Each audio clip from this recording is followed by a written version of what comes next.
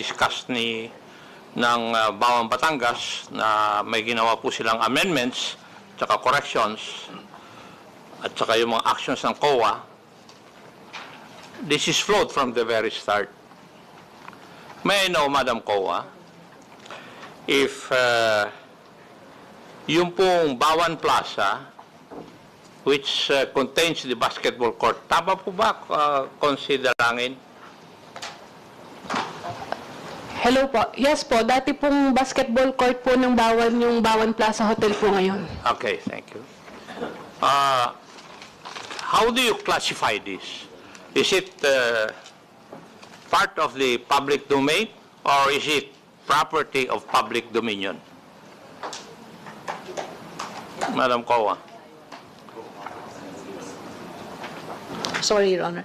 Since it is owned by the municipality of Bawan, since it is, therefore it is of public dominion, Your Honor. If it is part of public dominion, then it is governed by the Civil Code of the Philippines. Tama po ba?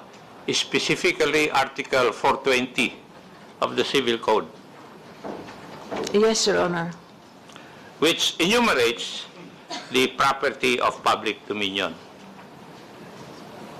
Yes, Tama Your rin po ba? I'm sorry, Your Honor, but I will with read, regard to that specific provision, I will read have the no specific copy. provision for the information of everybody. Thank you, Your Honor. Article 420 of the new Civil Code. The following things are property of public dominion. Those intended for public use, such as roads, canals, rivers, torrents, ports, and bridges constructed by the state, banks, shores, roadsteads, and others of similar character. Number 2, those which belong to the state without being for public use and are intended for some public service or for the development of the national wealth. We also have Article 421, all other property of the state which is not of the character stated in the preceding article is patrimonial property. So, hindi po patrimonial property yung enumerated by 420.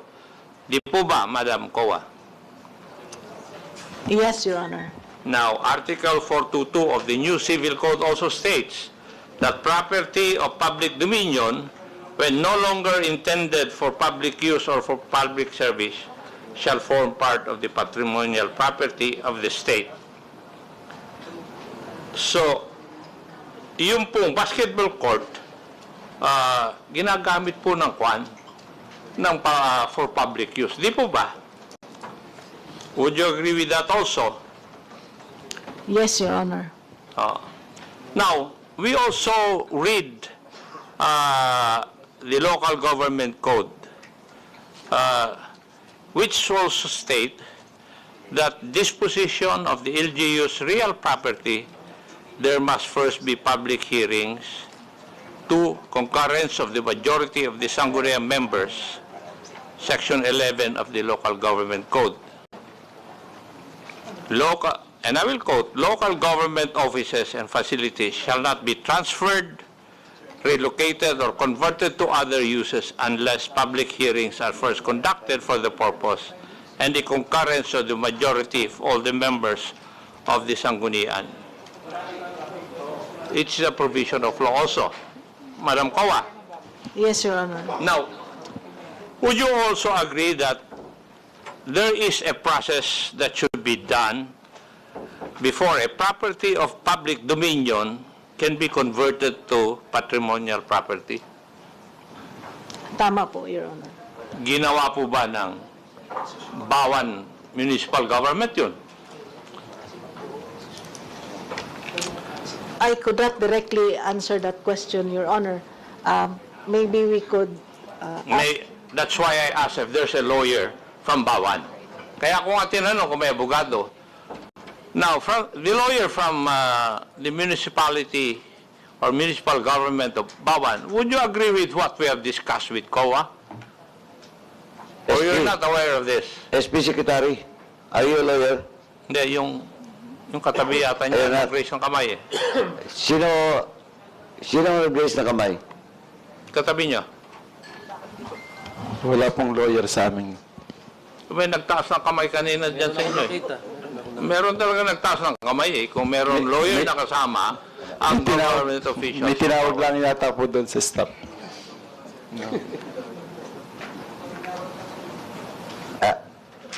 Chairman Akop, before we proceed now, former Vice Mayor Magbuo, sir. Excuse na po kayo para makapahinga po kayo. You're now excused. Ma'am Gerald, pakisabi na lang po na excuse na po siya. Please proceed, Chairman Akop. Gusto daw po niyang manood. Sorry? Gusto niyang... Gusto daw po niyang nandito.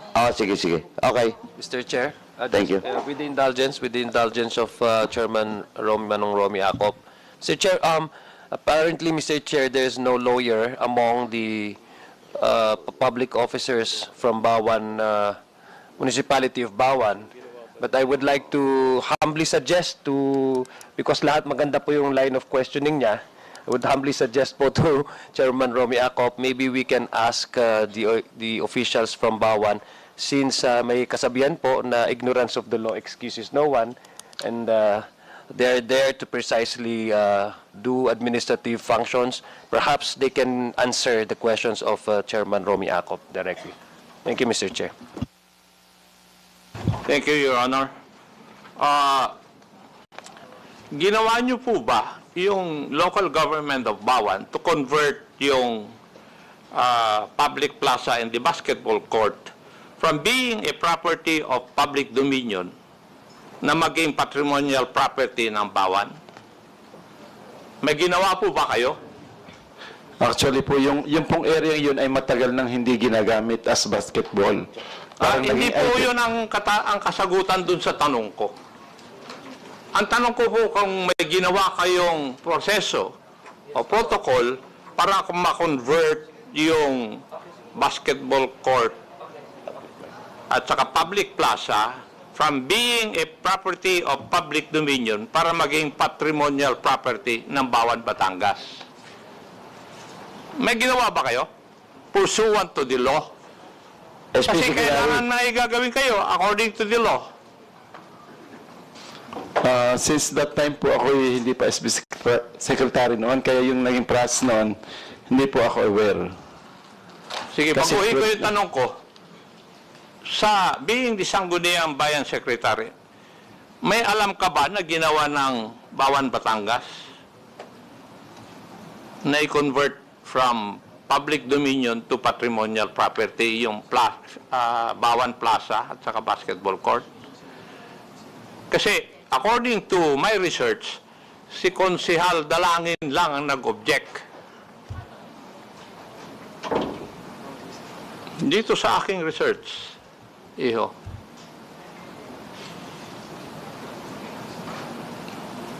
SB Secretary, yes or no lang naman yung sagot.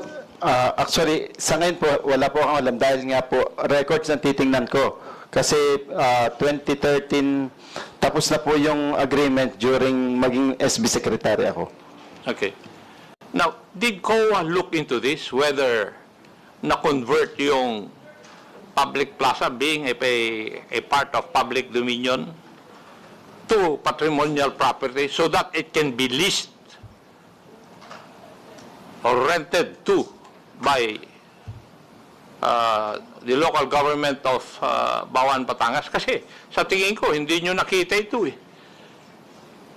With indulgence to Chairman Akop, before COA answers to the query, para makapaganda po kayo ng sagot. Miss Janelle, sino ba yung nandito kayo na former councilor na nakasama doon nung time na to? Kasi this is 2013. Yung fraud audit was made 2014. So, this transaction was made prior to that year. Sino ba yung kasama? Matanda mo ba? May resolution ba converting? Mr. Chair, ang kasama ko lang po ditong konsihal ngayon ay si Konsihal William Abrahan po. Kami lang po dalawa dito ang yung nasa term ko po. Pero may natandaan ka ba na pumasa kayo ng resolution converting such property from dominion to patrimonial? ang naalala ko nga po yung gagawin, yung pong basketball court, hindi lang po yung basketball court, yun po ibang tayog din ng mga bayani ng Bayan ng Bawan. Kaya po, ang naalala ko po ay tinutulan po talaga namin yan ni Attorney Johnny Magboo dahil nga po, ang stand ko po, pag po nalilito ako sa loob po ng konseho, bumabalik po ako sa stand ko ng pagmamay-ari ng Bayan ng Bawan ay gusto pong manatiling pagmamay-ari ng aming bayan. So, as far as you remember, wala pong resolution na naipasa? Wala ka pong natandaan? Dahil po kay under oath ay gusto ko po munang i-confirm uli po yun, pero sa ngayon po ay wala po ako naalala. Okay, thank you. Yung isa pang councilor na present, sir, did you remember passing a resolution during your time? Good morning po, Your Honor. Doon po sa query ni Chairman Acop ay wala rin po akong natandaan na ginawa ng Sangguniang Bayan o ng LGU. That time? That time, yes. Anong taon ka Mr. pa Chairman. sa councilor that time? Ano po, sir? Anong taon? What year? Hindi ko na rin po matanda. No, as councilor. Councilor po ako simula 2010 hanggang 2019. Kasabay ko po si Honorable Junil Dolangin. Okay, thank you. Chairman Acop, please proceed with go. Ayun po yung hindi po niyo natignan yung aspeto na ito, Madam Coa. And it did not form part of your investigation kasi wala po akong narinig sa inyong report tungkol dito. Yes, Your Honor, it was not covered in the report, but if I could refer you to Engineer Romy Virana, they were the ones who inspected that site, Your Honor. So maybe he could provide some information for that Mr. matter. Chair? Engineer Yes, Romy Virana. please proceed, Sir Virana. Yes, Your Honor. Actually, nung magkanda kami ng Pakilapit lang po ng microphone. ng appraisal doon, Your Honor, yung ginagawa niyong hotel, ongoing na yung construction ng hotel. Kaya hindi na namin tiningnan kung ano pa yung history ng property. Kasi inassume namin na yung pagtayo ng hotel doon, walang problema. Ibig sabihin, legal ang pagkatayo doon or yung property, patrimonial na ba o ano. Kasi nandun na po yung, ongoing na yung construction ng hotel. Thank you. May I proceed, Mr. Chair? Please proceed, Chairman Acop. Madam Coa, ngayon alam nyo na. Di po ba? Na dapat meron pang mangyari o gagawin o ginawa ang local government unit of Bawan bago maging patrimonial property yung plaza so that it can be leased or disposed of pursuant to the local government code. Kasi ang sinasabi ng local government code in answer to the statement of the Sangguniang Bayan na matagal nang hindi ginagamit. Kahit na matagal nang hindi ginagamit, before you can dispose of patrimonial property, meron po kayong susundin na batas, which is the local government code. Local government offices and facilities shall not be transferred, relocated, or converted to other uses unless public hearings are first conducted for the purpose and the concurrence of the majority of all the members of Sanggunian concerned is obtained. So yun ang requirement. And inulit po ito sa isang desisyon ng Korte Suprema.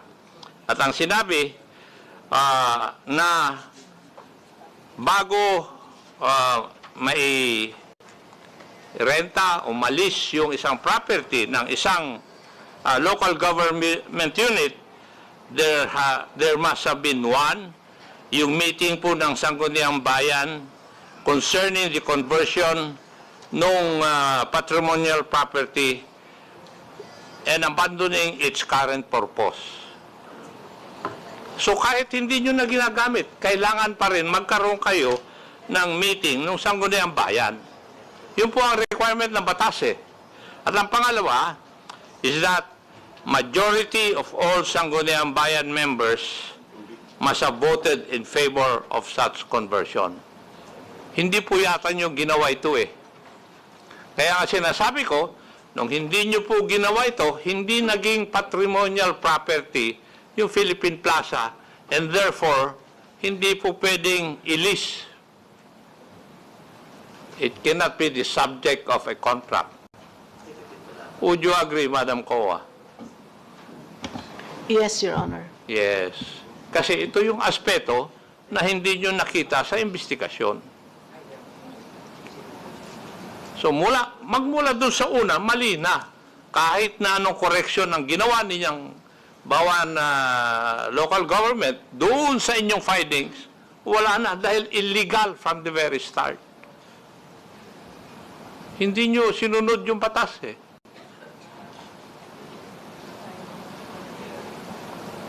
Di po ba? Tama po yun. Yes. Kasi kung basahin nyo po yung civil code at saka yung local government code, wala pong nasunod dun. And therefore,